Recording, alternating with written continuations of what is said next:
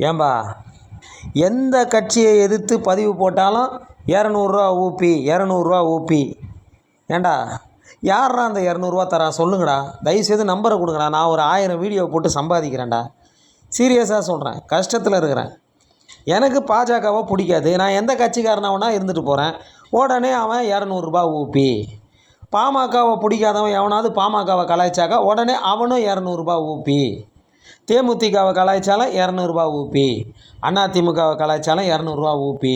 ஏன் வேறு கட்சிக்காரன்லாம் உங்களை கலாய்க்கவே மாட்டானா? திமுககாரன் மட்டும்தான் கலாய்ப்பானா?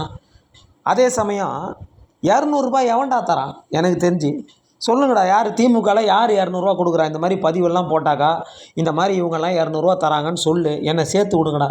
நானாவது வாழ்க்கையில் நல்லா இருக்கிறேன்டா. ப்ளீஸ்டா, ரொம்ப கஷ்டத்தில் இருக்கிறேன். இப்படி பண்ணுறதால தான் திமுக ஒன்றுமே பண்ண முடியல. மறுபடியும் திமுக தான் ஜெயிக்கும் போல்.